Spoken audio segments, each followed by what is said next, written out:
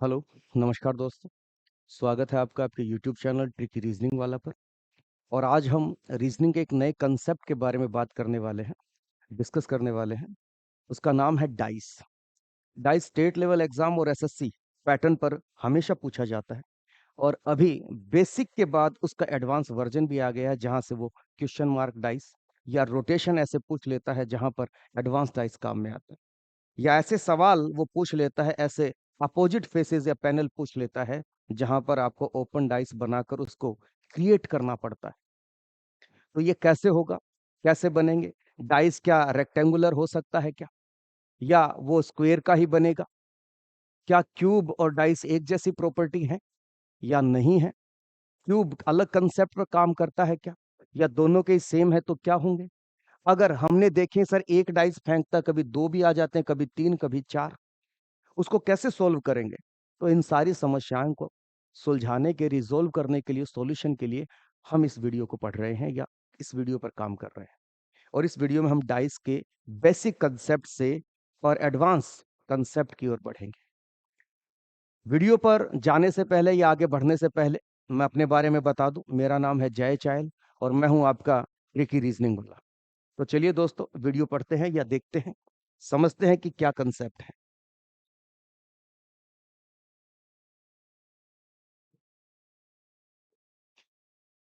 Chapter का नाम है डाइस। डाइस को हिंदी में हम पासा कहते हैं। पासा क्या होता है सर?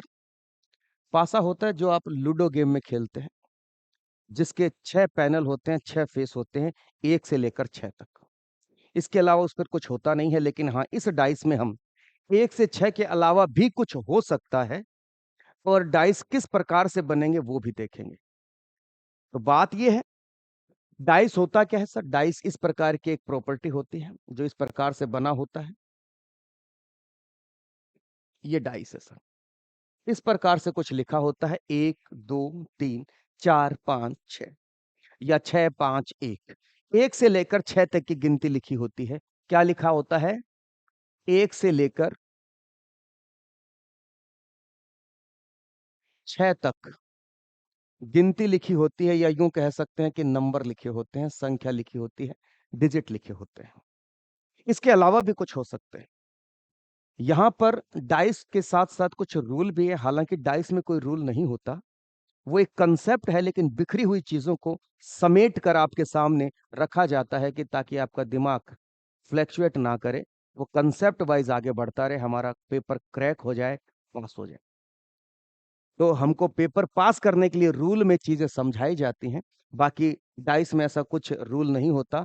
वो जो कंसेप्ट है वो है, जो कंसेप्ट है यहाँ वो है, लेकिन उसको समझने के लिए हमको रूल के अकॉर्डिंग चलना पड़ता है। मैं फिर बता दूं कि रीजनिंग में कोई फेक कंसेप्ट नहीं है। There is no fake concept in reasoning. All chapter based on real concept. Examiner को ये पता है कि बच्चे को कितना पता है, मैं उसको कहां पर पीछे छोड़ सकता हूं, या किस क्वेश्चन में उसको मार्क दे सकता हूं, बिकॉज ही इज एग्जामिनर। गधा नहीं है वो, एग्जामिनर है। तो 1 से लेकर 6 तक की गिनती होती है। एक बार में 6 ही सतह दिखाई देती है। क्या बोला मैंने? एक बार में, एक बार में 6 में से एक बार में केवल 3 सतह दिखाई देती हैं। कितनी सतह दिखाई देती हैं? 3 सतह दिखाई देती हैं। सर कभी 4 आ सकते हैं क्या दिखने को? नहीं। ये जो पासा है, ये जो पासा है, ये हमारा क्लोज डाइस है। क्या है? Close dice. और क्लोज डाइस की हमेशा 3 सतह ही दिखाई दे सकती हैं, 3 छुपी हुई होती हैं। एट ए टाइम 3 पैनल ही दिखाई दे सकते हैं। अब बात यह है कि सर प्रॉपर्टी क्या है इसकी? तो कहता है कि इसमें 6 सतह होती हैं। कितनी सतह होती हैं? 6 सतह होती हैं। इसमें 12 एज होती हैं। क्या होती हैं? 12 एज होती हैं, 12। ठीक है। अब बात यह है, 6 सतह होती हैं, 12 एज होती हैं, और 8 कोने होते हैं। क्या होते हैं? 8 कोने होते हैं। 8 कोने होते हैं। कोने का मतलब क्या सर? मैं किसी कमरे को एज ए एग्जाम्पल, किसी रूम को क्या मैं डाइस कह सकता हूं? बिल्कुल कह सकते हैं। ऐसी कोई भी चीज, ऐसी कोई भी प्रॉपर्टी, ऐसी कोई भी वस्तु, कोई भी थिंग जिसकी 6 सतह हों, जैसे 1, 2, 3, 4, 5 और 6, तो 6 सतह हों, 12 एज हों। एज का मतलब सर हर सतह अलग अलग है, लेकिन आपको इसमें अपोजिट पूछा जाता है तो इस सतह का अपोजिट ठीक सामने वाली होती है। और एक सतह के जो पड़ोसी होते हैं वो 4 होते हैं। इस सतह से ऊपर वाली सतह भी जुड़ी है, ये वाली सतह भी जुड़ी है, ये वाली सतह भी जुड़ी है और नीचे वाली सतह भी जुड़ी है। तो जुड़ी कौन सी नहीं है? सामने वाली। तो अपोजिट कभी भी पड़ोसी नहीं हो सकता, और पड़ोसी यानी जो एडजेसेंट होता है, नेबर पैनल होता है, फेस होता है, सतह होती है, वो कभी भी अपोजिट फेस नहीं हो सकती। क्या बताया मैंने? रूम के अकॉर्डिंग चले तो भी हम डाइस को समझ सकते हैं। अगली बात इसमें ये,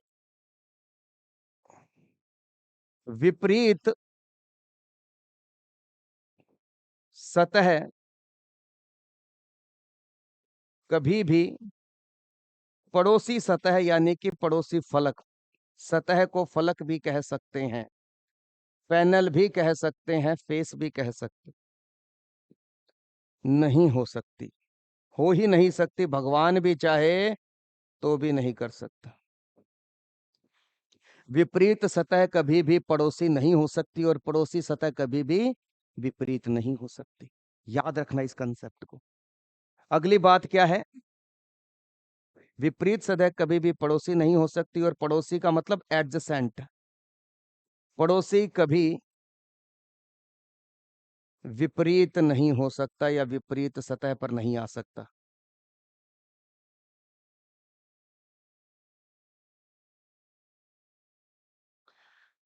तो ये कुछ छोटी मोटी बात थी। अब बात करें कि सर क्लोज डाइस होता है, तो क्लोज डाइस में हम दो तरह के डाइस पढ़ते हैं। क्लोज डाइस में दो तरह के डाइस पढ़ते हैं। सर डाइस दो ही तरह के होते हैं, एक तो क्लोज होता है और एक ओपन होता है। क्लोज डाइस में दो तरह के डाइस पढ़ते हैं, एक तो नॉर्मल डाइस पढ़ते हैं, नॉर्मल डाइस पढ़ते हैं एक तो, और एक पढ़ते हैं हम स्टैंडर्ड डाइस। क्या पढ़ते हैं? Standard dice. Sir normal dice किस प्रकार का होता है और स्टैंडर्ड डाइस किस प्रकार का होता है? तो अगर आपने लूडो खेला है तो लूडो में जिस प्रकार का डाइस होता है वो स्टैंडर्ड डाइस ही होता है। सर तो फिर जनरल का क्या फर्क है? लूडो तो एक तरह का ही होगा, 1 से 6 तक गिनती होगी। बिल्कुल होगी, लेकिन किसी कंसेप्ट वाइज उसमें अगर गिनती लिखी हो तो वो स्टैंडर्ड डाइस है, और कोई कंसेप्ट यूज नहीं किया तो वो नॉर्मल डाइस है। 99% एग्जाम में जनरल डाइस से सवाल आता है, नॉर्मल डाइस से सवाल आता है। स्टैंडर्ड से क्यों नहीं आता? क्योंकि उसका एक ही कंसेप्ट है और वो वहां खत्म हो जाता है। कैसे सर?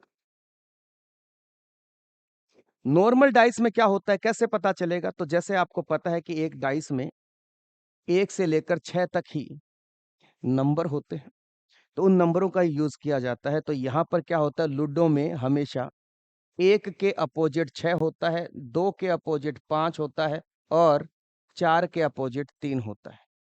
मतलब ये है कि वहां पर अगर आप ऊपर की सतह पर 1 देख रहे हैं, टॉप पैनल पर 1 देख रहे हैं, तो बॉटम पर 6 मिलेगा। ये कहाँ पॉसिबल है? ये केवल और केवल सर स्टैंडर्ड डाइस में पॉसिबल है। तो इस कंसेप्ट पर अगर हो तो वो तो है स्टैंडर्ड डाइस। अगर इस कंसेप्ट को फॉलो नहीं कर रहा है तो वो है आपका जनरल डाइस। जैसे आप मार्केट से कोई भी चीज लाते हैं, अगर वो स्टैंडर्ड कंपनी की बनाई हुई है तो उस पे एक आईएसओ मार्क लगा हुआ होगा, और उसमें हर चीज की मात्रा आपको बताई जाएगी, किस स्टैंडर्ड को उसने फॉलो किया है ना? तो स्टैंडर्ड को फॉलो करना, और एक होता है लोकल मटेरियल जिसमें कोई स्टैंडर्ड फॉलो नहीं होता, तो विश्वास के लायक नहीं है वो चीज। तो कैसे पता चलेगा? जब स्टैंडर्ड का पता चलेगा हमको कि हाँ ये मानक पासा है, तो वो लूडो वाला हो जाएगा, या लूडो वाला ही इस चीज को हम मानक पासा कहते हैं, जिसमें 2 का अपोजिट 5, 5 का अपोजिट 2, 3 का अपोजिट 4, 4 का अपोजिट 3, 1 का अपोजिट 6 और 6 का अपोजिट 1 होता है। यहां क्या होता है सर? तो वो ये कहता है कि यहां पर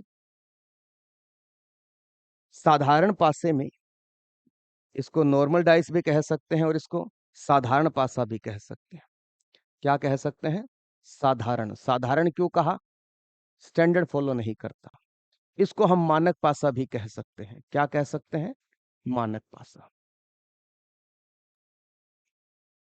तो सर बात यह है कि ये नॉर्मल डाइस है, स्टैंडर्ड डाइस है। स्टैंडर्ड डाइस की खास बात है अपोजिट, अपोजिट का योग या सम 7 होता है। यहां क्या होता है? साधारण पासे में, साधारण पासे में पड़ोसी फलकों का योग या सतहों का योग 7 हो जाता है। मतलब सर, तो वो कहता है देखो ये पासा है, यहां से समझें आप कि मैं अगर कोई बात समझा रहा हूं तो आपको डायग्राम भी बता रहे हैं। वो कहता है 4, 3 और 2। सर पड़ोसी फलकें कौन सी होती है? जो नजदीक में होती है ना, वो सारी पड़ोसी फलकें होती हैं। और कोने पर हमेशा 3 सतह मिलती हैं, इस कोने पर भी, इस कोने पर भी, इस कोने पर भी, इस कोने पर भी, इस कोने पर भी, इस कोने पर भी। 1, 2, 3, 4, 5, 6, 7 और एक इसके नीचे जो आपको दिखाई नहीं दे रहा, आपको समझना पड़ेगा। 8 कोने होते हैं और कोनों पर 3 सतह मिलती हैं। अब बात यह है कि सर 3 और 2 का योग कितना हुआ? सर 5 हुआ।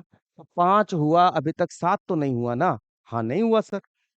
4 और 2 6 हुआ, 7 तो नहीं हुआ ना? तो ठीक है, आगे आगे चलते हैं। तो आगे बढ़ते ही 4 और 3 7 हो गया।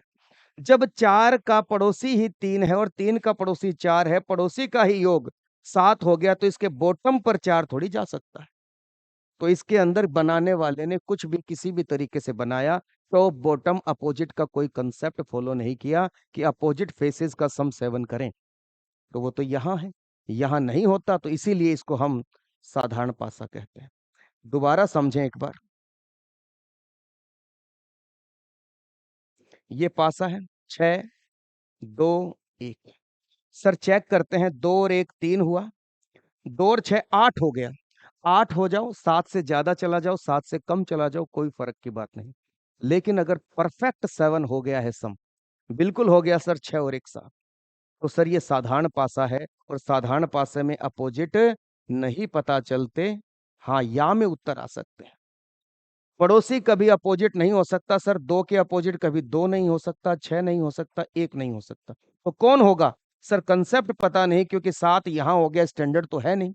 स्टैंडर्ड नहीं है तो 2 के अपोजिट या तो 5 मिलेगा, या 4 मिलेगा, या 3 मिलेगा। क्योंकि जो पड़ोसी होते हैं वो कभी अपोजिट नहीं जा सकते, और नियम हमारे पास है नहीं, तो इनमें से ये। सर बात करें इसकी तो सर 3 के अपोजिट कभी भी 4 नहीं जा सकता, 2 नहीं जा सकता, खुद 3 नहीं जा सकता। 4 के अपोजिट खुद 4 नहीं जा सकता, 3 नहीं जा सकता, 2 नहीं जा सकता। 2 के अपोजिट कभी खुद 2 नहीं जाएगा, 3 नहीं जाएगा, 4 नहीं जाएगा। तो सर बचा क्या? बचा क्या? 1, 6 या 5। इसके भी अपोजिट हो सकता है, क्योंकि क्लियर नहीं कह सकते। इसके अपोजिट भी और इसके अपोजिट भी। अब बात करते हैं हम लूडो वाले पासे की। इसमें क्या होता है? इसमें सर बात इतनी सी है कि यहाँ पर साधारण पासे में पड़ोसी फलकों का योग 7 हो जाता है, इसमें नहीं होता। तो क्या बात है कि पड़ोसी फलकों का योग 7 नहीं होता। पड़ोसी फलकों का योग सम 7 नहीं होता। नहीं होता तो अपोजिट का योग, अपोजिट पैनल्स का सम 7 होता है। तो वो कहता है कि यहां अगर मैंने 6 लिखा, 3 लिखा और यहां लिख दिया 5, तो कहता है चेक कीजिए। 3 और 6 9, 7 नहीं हुआ। 6 और 5 11, 7 नहीं हुआ। 3 और 5 8, 7 नहीं हुआ। सर 7 हो जाता तो जनरल डाइस, नहीं हुआ तो लूडो वाला मानक पासा। तो मानक पासे में क्या होता है सर, 6 के अपोजिट क्या मिलेगा सर, 1। 3 का अपोजिट सर इधर मिलेगा इस फेस पर 4, और 5 का अपोजिट इस फेस पर मिलेगा सर क्या सर 2। इसलिए कह सकते हैं। तो अगर आप इसमें से कुछ लिखना चाहें तो लिख सकते हैं, आगे चलेंगे इसके बाद।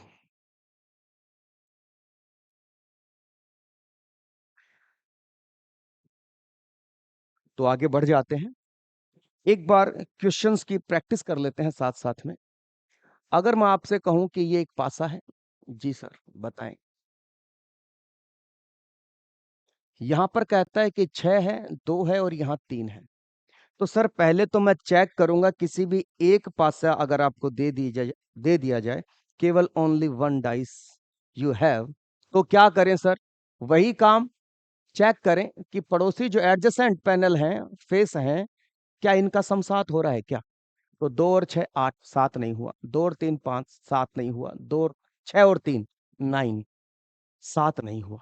अगर अब पड़ोसी फलकों का योग 7 नहीं हुआ तो ये तय है कि अपोजिट का होगा। तो 6 का अपोजिट 1, 2 का अपोजिट 5 और 3 का अपोजिट 4। कैसे सर, 6 का अपोजिट क्या हो जाएगा, 1। और जब आपको कन्फर्म पता हो कि 6 का अपोजिट 1 है तो 1 का अपोजिट ऑटोमेटिकली 6 है। अगर आपसे पूछा जाए 2 का अपोजिट, तो आपको पता है मानक पासा है, तो 2 का अपोजिट 5, तो 5 का अपोजिट 2। सर अगर पूछ लिया जाए 3 का अपोजिट, तो 4 और 4 का अपोजिट 3। तो ये हमारे कंसेप्ट के अकॉर्डिंग आंसर है। सर अगला बताएं एक बार। तो कहता है कि देखिए, एक डाइस आपके सामने फेंक दिया मान लीजिए, या रख दिया, या आपके सामने प्रदर्शित किया गया है, प्रेजेंट किया गया है। यहाँ पे कहता है 1, यहाँ पे कहता है 3 और यहाँ पर कहता है 4। आप पहले इस डाइस को चेक करें कि ये स्टैंडर्ड डाइस है कि जनरल डाइस है, अमानक पासा है कि मानक पासा है, साधारण पासा है कि स्टैंडर्ड पासा है। कैसे सर, तो कहता है 1 और 3 4। सर अभी तक स्टैंडर्ड है सर, क्योंकि अगर पड़ोसी का योग ही अगर 7 हो जाए ना, तब तो साधारण डाइस हो जाता है सर। अभी तक तो हुआ नहीं। 1 और 4 5, सर 7 नहीं हुआ। 3 और 4, सर यहां 7 हो गया, तो ये हमारा जनरल डाइस हो गया है। क्या हो गया है, जनरल डाइस हो गया है। और जनरल डाइस हो गया है तो सर हम अब पड़ोसी तो बता सकते हैं, दिखाई दे रहे हैं वे, लेकिन जो दिख रहे हैं वो विपरीत नहीं हो सकते, और विपरीत भी पक्का कन्फर्म नहीं है। कौन आएगा, इसका भी नहीं होगा और इसका भी नहीं होगा। सर एक के अपोजिट अगर पूछ भी लिया तो क्या आएगा सर, तो बात यह है, एक के अपोजिट खुद एक नहीं आएगा। जो पड़ोसी हैं वो कभी भी विपरीत नहीं हो सकते, अपोजिट नहीं हो सकते। 4 भी नहीं होगा, तो बचा क्या। तो सर बचने के लिए जो भी इसके अलावा रह गए 1 से 6 में, सर 2 या 5 या 6 इसके आंसर हो सकते हैं। कल को सर 4 के अपोजिट पूछ लिया तो कहता है 4 का अपोजिट 4 नहीं होगा, बिल्कुल सर नहीं होगा। 3 नहीं होगा, 1 भी नहीं होगा सर। तो बचा कौन, क्योंकि क्लियर तो मैं यही कह सकता था कि ये नहीं होंगे। मानक पासा है नहीं जिसमें मैं पक्का पक्का बता पाऊं, 100% 7 का सम बना पाऊं। तो सर यहां पर 4 के अपोजिट होने के लिए क्या क्या बचे, अगेन 2 या 5 या 6। तो कंसेप्ट आपको समझ आया होगा, एक बार फिर रिवाइज कर देता हूं मैं। मैंने एक डाइस दिया आपको, और यहां पर मैंने लिख दिया 4, 2 और 6। तो सर देखते हैं 2 और 4 का जो सम है वो 6 बना, 7 नहीं बना। 7 होता तो साधारण पासा, अभी तक नहीं बना तो स्टैंडर्डाइज। सर 2 और 6 8 हुआ, 7 नहीं हुआ, तो इसका मतलब ये अभी भी स्टैंडर्डाइज के रूप में जा रहा है। 4 और 6 सर 10 होता है, इसका मतलब सर बात ये है कि ये अभी जनरल डाइस की तरफ नहीं गया है। हर कंडीशन से ये स्टैंडर्ड डाइस बना है सर। और स्टैंडर्ड डाइस बना है तो मुझे ये पता है 4 का अपोजिट क्या आएगा, 3। अपोजिट फेसेस का सम 7 होता है। 4 का 3 है तो 3 का 4। सर 2 का पूछे तो भैया बेफिक्र कहिए, 5 और 5 का 2, 6 का बोले तो कहिए 1 और 1 का बोले तो। अभी तक जितना पढ़ाया उसके हिसाब से ये कंसेप्ट थे। आई होप आपको ये समझ आ रहा होगा। बेहतरीन कंसेप्ट है, और डाइस से नंबर अगर आपको कमाने हैं तो वीडियो पर बने रहें और देखते रहें, समझते रहें क्लास। अब बात यह है कि अगर आपको एक डाइस के अलावा 2 डाइस दे दिए जाए तो 2 डाइस के कुछ कंसेप्ट, हालांकि कंसेप्ट कुछ नहीं है। एक ही डाइस एक बार फेंका, फिर उसी डाइस को उठाया, दूसरी बार फेंका। पहली बार में 3 सतह दिखाई दी, दूसरी बार में भी 3 सतह दिखाई दी, और हो सकता है वो थर्ड बार भी उसको फेंक दे। एक और पैनल आएंगे, 3 सतह दिखाई देंगी, और उसके अकॉर्डिंग आपको ये जज करना है, बताना है कि वाकई में अपोजिट पैनल पर या अपोजिट फेसेस पर कौन आएगा। जैसे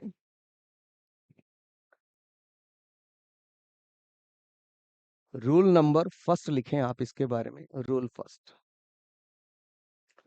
यदि आपके सामने यदि आपके सामने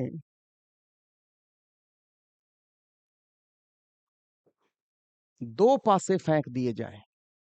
कितने? 2 पासे। अभी तक बात एक पर चल रही थी। 2 पासे फेंक दिए जाएं तथा उनमें कोई एक अंक, उनमें कोई एक, कोई भी एक, तीनों में से एक, कोई एक अंक कॉमन आ जाए, मतलब समान आ जाए। कॉमन का मतलब समान आ जाए, इधर भी हो उधर भी हो, दोनों में हो, कोई एक अंक कॉमन आ जाए तथा कॉमन फेस पर आ जाए, यानी समान सतह पर आ जाए, कॉमन सतह पर आ जाए, तो कहता है काम बहुत आसान हो जाता है। अगर ऐसा हो जाए तो क्या होता है, कॉमन सतह पर आ जाए तो बाकी बची तो बाकी बची समान सतह है। अब जितनी भी समान सतह दिखेंगी, बाकी बची समान सतह एक दूसरे की विपरीत सतह होंगी। समान सतह एक दूसरे की अपोजिट फेसेस होंगे या कहलाएंगे, एक दूसरे की विपरीत सतह बन जाएंगी। ये सर हम ऐसे ही मिथ पढ़ रहे हैं कि फैक्ट पढ़ रहे हैं? फैक्ट है भाई, फैक्ट है। चलते चलते आपको बता भी देंगे कैसे सर। तो वो कहता है कि देखिए, 2 डाइस फेंके, 2 डाइस का मतलब यही है कि वो आपको इसी डाइस को उठाकर अब दोबारा फेंक रहा है। अच्छा, ऐसा है क्या? बिल्कुल। और कह देता है कि देखो,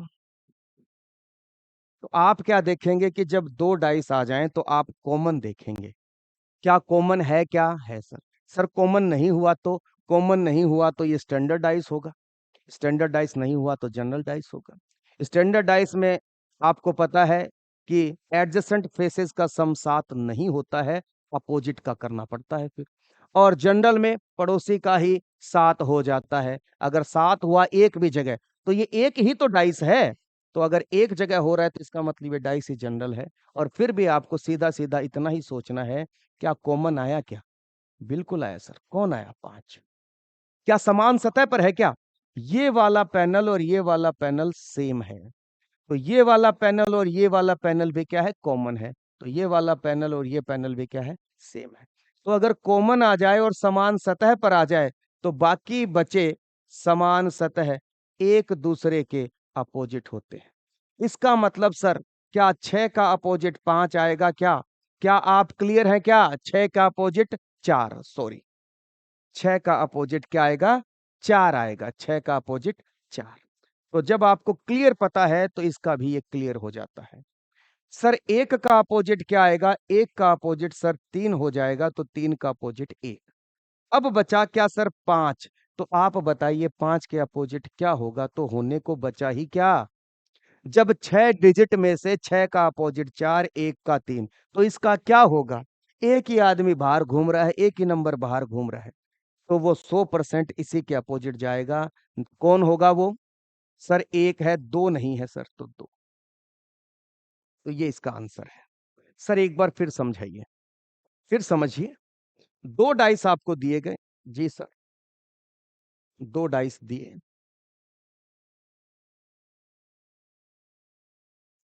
यहां पर मैंने लिखा 1 2 3, यहां पर लिखा 3 5 6। कॉमन आया? बिल्कुल आया सर। जरूरी थोड़ी यहीं आए, कहीं और भी आ सकता है, लेकिन समान सतह पर आना चाहिए। तो बाकी बची समान सतह एक दूसरे के अपोजिट हो जाती हैं। 1 का अपोजिट 5, 5 का अपोजिट 1। सर 2 का अपोजिट 6, 6 का अपोजिट 2। तो 3 का अपोजिट सर, 3 का अपोजिट होने के लिए क्या बचा सर? 3 का अपोजिट होने के लिए 4 बचा। तो ये हमारे कंसेप्ट है। समझ में आई बात? अब ऐसा क्यों है? क्योंकि यही डाइस है जो इधर दिख रहा है। बात हुई क्या कि ये डाइस पलट गया होगा। पलट गया तो हमको पता लगा कि ये नीचे आ गया, तो ये ऊपर, तो ऊपर नीचे। क्या हुआ कि ये तो यहीं रहा सेम पर, तो ये ऊपर चला गया होगा। ऊपर चला गया होगा तो आपको पता लगा होगा कि 2 इधर चला गया, तो 6 के अपोजिट। एक नीचे आ गया होगा तो 5 के नीचे। और ये कंसेप्ट रियल है, लेकिन इसको समझने के लिए हम थोड़े रूल का यूज करते हैं, जिसमें चीजें बिल्कुल ठीक ढंग से हमको समझ आ जाती हैं। और आपको कोई विशेषज्ञ नहीं बनना है, पेपर क्रैक करने के लिए जरूरी है कि इस तरीके की पढ़ाई करें। आप इसको अप्लाई करें अपनी बुक में, प्रैक्टिस सीट में। अगर दिक्कत हो तो वीडियो को दोबारा देखें, समझ आएंगी चीजें। सेकंड रूल क्या है सर? सेकंड रूल,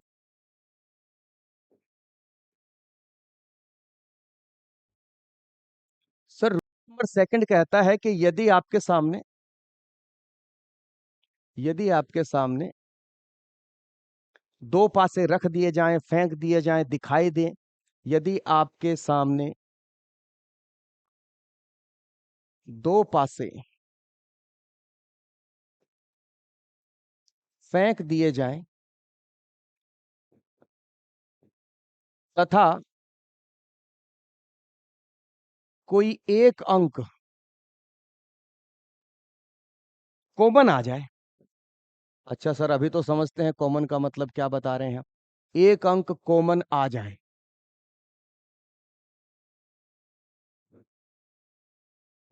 परंतु कॉमन सतह पर ना हो तो, परंतु कॉमन सतह पर न हो। अच्छा, अभी तक तो था तो हमको पता है। अब ऐसा भी तो हो सकता है ना कि ना हो, फिर क्या करें? तो साम दाम दंड भेद कुछ सब आना चाहिए हमको, परंतु कॉमन सतह पर न हो। तो कॉमन अंक से, तो क्या करें? कहता है कॉमन अंक से घड़ी की दिशा में, घड़ी की दिशा में घूम जाएंगे। अब इसका मतलब क्या होगा, सारी चीजें प्रैक्टिकल के तौर पर बताएंगे। घूम जाएंगे, ठीक है। घड़ी की दिशा का मतलब यहां पर है क्लॉकवाइज। कैसे? क्लॉकवाइज। क्लॉकवाइज का मतलब होता है दक्षिणावर्त। ये कुछ टर्म है रीजनिंग में जिनके बारे में वो बोल देता है, और इसका मतलब सीधा सीधा दाएं होता है। डोंट वरी, यही है। दाएं घूमना हमारी इस साइड। अगर ऐसे है तो ऐसे घूमना, ऐसे है तो ऐसे घूमना, ऐसे है तो ऐसे घूमना है। सर कैसे? तो कहता है देखिए, दो dice, you have a two dice at a time. अगर आपको दो पासे दिए जाएं एक ही समय पर, दो दिया, एक दिया, छह दिया, दो दिया, पांच दिया, चार दिया, आपको पूछा जाएगा कि क्या बताइए यहाँ कॉमन है क्या? सर कॉमन ही देखेंगे। समान सतह पर आया तो बची हुई समान सतह अपोजिट कर देंगे सर, खेल खत्म, पैसा हजम। लेकिन यहाँ नहीं है सर, तो क्या करें? कॉमन तो आ गया सर, लेकिन रूल में लिखा है कि घड़ी की दिशा में चलेंगे। घड़ी की दिशा में कैसे सर? तो कहता है दो से घड़ी की दिशा में आगे बढ़ने पर एक आया और उसके बाद छह आया। यहाँ दो के बाद पांच आया और पांच के बाद चार आया। अच्छा, तो यहाँ दो लिखा, फिर एक, फिर छह। बस इतनी बात है। इसको भी लिख दो सेम, दो कॉमन से ही लिखना है, पर कॉमन से ही लिखना है। कॉमन लिखा, फिर पांच और फिर चार। तो जो इस प्रकार तुमने आमने सामने लिखे हैं, ऊपर नीचे लिखे हैं, यही आपके अपोजिट बन जाते हैं। ये पासा भी फेंका होगा तो किसी दूसरे तरीके से ये टॉप पर चला गया होगा। टॉप पर जाने की वजह से ये इस तरीके से रोटेट हुआ कि यही साइड ऊपर दिख गई, और उसकी बाकी जो सतह बच रही थी, जो नहीं दिख रही थी, उनमें से कोई दो सतह आ गई। अब वो कहता है कि सर एक का अपोजिट 5 आता, समझ में आ गया, 6 का 4 आता, समझ में आ गया, 2 का क्या होगा? तो 2 का तुम देखो बचा ही क्या है। सर 2 का 1 2 3 बचा है सर। तो इस प्रकार से आंसर निकाल सकते हैं। एक बार फिर देखिए, एक बार फिर देखिए, यहां बनाते हैं, यहां बनाते हैं, दो पासे फेंक दिए जाएं और उनमें कोई एक अंक कॉमन आ जाए। सर 1 2 6 5 4 और 1, क्या कॉमन आया? आया। समान सतह पर आया? सर समान सतह पर है ना? नहीं नहीं, ये समान सतह नहीं है, ये समान सतह है, ये समान सतह है, ये समान सतह है। तो सर समान सतह पर तो नहीं आया सर, तो असमान सतह पर आया है, अनकॉमन फेस पर आया है, कॉमन फेस पर नहीं आया।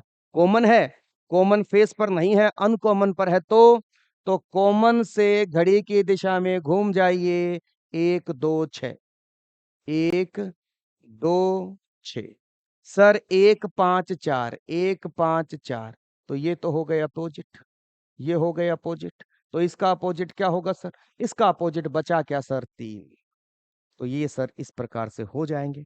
अगर सर मैं इसको इसकी जगह 1 2 6 ऐसे लिख लूं, 1 5 4 ऐसे लिख लूं, तो भी कोई बात नहीं, ये आमने सामने लिखे हुए अपोजिट हो जाएंगे। इसका अपोजिट जो बचा वो हो जाएगा।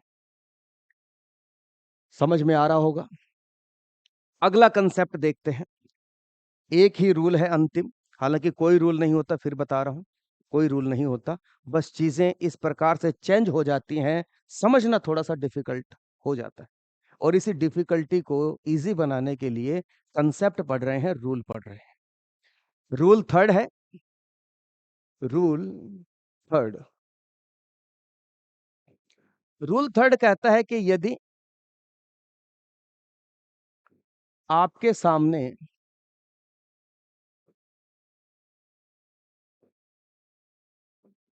दो पासे फेंक दिए जाएं, ठीक है, दो पासे फेंक दिए जाएं, कहानी समझ आ रही है? पहले रूल से सेकंड, सेकंड से थर्ड, चीजें वही आ रही हैं कि यदि आपके सामने दो पासे फेंक दिए जाएं तथा उनमें कोई दो अंक कॉमन आ जाएं, ओ हो, कोई दो अंक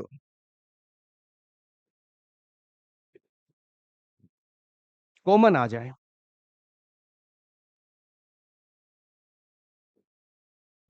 मतलब सर एक कॉमन आए, कॉमन सतह पर आए, बिल्कुल ठीक सर। एक कॉमन आए लेकिन अनकॉमन फेस पर आ गया तो ओहो, उसके लिए भी सर, लेकिन सर कहता है कि कॉमन आए उसके लिए भी रूल, अनकॉमन पर आए वो भी पता हमको सर, आपने समझा दिया, लेकिन अगर दो आ गए तो बिल्कुल सही बात है, दो आ गए तो कहता है कोई दो अंक कॉमन आ जाए तो वे कट जाते हैं। सर कट जाते हैं मतलब डिफ्यूज हो जाते हैं, मतलब उसका कोई रोल नहीं रह जाता, खत्म कर देते हैं उन कहानी को, तो वे कट जाते हैं। बची हुई सतह विपरीत सतह बन जाती है, बची हुई सतह रिमेनिंग फेसेस, बची हुई सतह अपोजिट फेसेस बन जाती हैं, विपरीत सतह बन जाती हैं, विपरीत सतह बन जाती हैं। मतलब तो कहता है देखो डाइस है, बिल्कुल सर डाइस है, एक सेकंड डाइस है, कल को 6 फेंके, 4 फेंके, 5 फेंके तो रूल यही लगेंगे दो वाले। 4 में भी आपको दो ही छांटने हैं, लेकिन वो छांटने हैं जो रूल पर हों, तो 4 हो, 5 हो, 6 हो। और डाइस में 2 से अधिक या 3 से अधिक डाइस देने पर उसकी बार बार सतह अलग अलग दिखाई देती है, जहां से हम बिना किए भी सवाल को कर सकते हैं। ठीक है, ऐसा क्यों? जब वो बार बार ज्यादा डाइस फेंकता है तो अलग अलग प्रकार से सतह दिखाई देती हैं, और हमको बार बार ये पता चलता है कि जो पड़ोसी होता है विपरीत हो ही नहीं सकता, जो जो पड़ोसी दिखाई देंगे वो ऑटोमेटिकली अपोजिट के आंसर से कटते चले जाएंगे। तो आसान बन जाता है वहां पे सवाल। लगता मुश्किल है, लेकिन अगर ज्यादा डाइस आते हैं तो सवाल आसान होता है। रीजनिंग में जितनी बात आपको ज्यादा कही जाए, वो उसको इजी कर रहा है, उसमें इजीनेस ज्यादा आ रहा है, डिफिकल्टी मोड कम हो रहा है। ये आप मानकर चले बात, क्योंकि वो सारी जानकारी ज्यादा दे रहा है तुमको। 1, 6, 5, सर 5, 1 और 2। तो सर मुझे दिखाई दे रहा है कि इसमें 2 अंक कॉमन है, 1 और 5, 1 और 5 कहीं पर भी हो तो सर वो कट जाते हैं, कट जाते हैं, यूज नहीं आता। तो बचा कौन? 6। और दूसरा कौन बचा? 2। तो ये आपस में अपोजिट फेसेस बनेंगे। सर दोबारा बताओ, ये तो ठीक आ गया, लेकिन सर कल को 1 का अपोजिट पूछ ले तो? अरे भैया, 1 का अपोजिट अगर पूछ रहा है तो 1 का अपोजिट 1 आ सकता है क्या? नहीं सर। सर जो पड़ोसी हैं वो भी नहीं आएंगे। ओ, कमाल किया है सर, आने लगा हमको। 1 का अपोजिट 5 नहीं आएगा, 1 का अपोजिट 2 नहीं आएगा। लेकिन कंसेप्ट क्लियर नहीं है, क्यों? क्योंकि सर ये जनरल डाइस है, कहीं ना कहीं ये साधारण पासा है, जिसमें हमको ऐसा दिखाई देगा कि हम ढंग से सभी के सभी नहीं बता पाएंगे। और मुझे ये पहले भी बताया था मैंने, और फिर बता रहा हूं, 99% सवाल जनरल डाइस से आता है, 1% आता है स्टैंडर्ड डाइस। क्योंकि उसका कंसेप्ट विपरीत का योग सम होते ही खत्म हो जाता है। इसके अलावा कोई कंसेप्ट नहीं है इसमें, सारे बहुत सारे कंसेप्ट बनते हैं, ढूंढना पड़ता है दूसरा डाइस दो जी, कंसेप्ट ढूंढते हैं उसमें। तो सर ये नहीं होगा तो होगा क्या? सर बचा क्या? 4 या 3? सर एक बार फिर बताइए, एक बार फिर देखते हैं। 2 डाइस आपके सामने, जी सर, 2 डाइस फेंक दिए हैं। 6 हैं, 5 हैं, 4 हैं। यहाँ 4 हैं, 6 हैं, 3 हैं। सर 2 कॉमन आने चाहिए अंक, आ गए सर, 4 और 6। तो इधर भी हैं 4 और 6।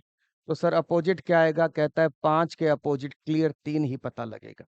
सर कल को आपसे ये पूछ लिया जाए 4 का अपोजिट बताइए, तो 4 का अपोजिट सर मुझे ये पता है खुद 4 नहीं होगा, और जो 4 के जो पड़ोसी हैं वो भी कभी नहीं होंगे।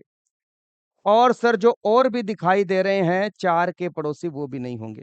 तो बचा क्या? सर या तो आएगा 1 या आएगा 2। या सर मैं 6 के अपोजिट जानना चाहता हूं, तो भी कोई बात नहीं, जिसके बारे में तुमको पता नहीं होता उसमें यही आते हैं, 1 या 2 ही आएगा। कैसे सर? 6 का अपोजिट खुद 6 नहीं होगा, 4 नहीं होगा, 5 नहीं होगा, 6 का अपोजिट 3 भी नहीं होगा। बचा क्या? 1 या 2। क्योंकि यही ऐसे पैनल हैं, नंबर हैं जो दिखाई नहीं दे रहे और यही हो सकते हैं। तो सर अभी 3 रूल समझ आए। अब आगे की क्लास जब भी हम पढ़ेंगे तो यहाँ से हम प्रैक्टिस की ओर बढ़ेंगे। 1 डाइस, 2 डाइस, 3 डाइस, 4 डाइस। तो इस प्रकार से जो भी कुछ पूछे, ओपन डाइस, ओपन डाइस में जाके एडवांस डाइस, क्वेश्चन मार्क की जगह क्या आएगा? एक डिजिट या एक लेटर कम कर देगा। एक ABCD भी लिख सकता है, सैम्बल का यूज भी कर सकता है 6 सतहों पर, लेकिन वो स्टैंडर्ड तो नहीं हो सकते। स्टैंडर्ड में तो सर अपोजिट का सम 7। इसके अलावा जो भी डाइस आएगा सब जनरल डाइस की तरह ही ट्रीट होंगे।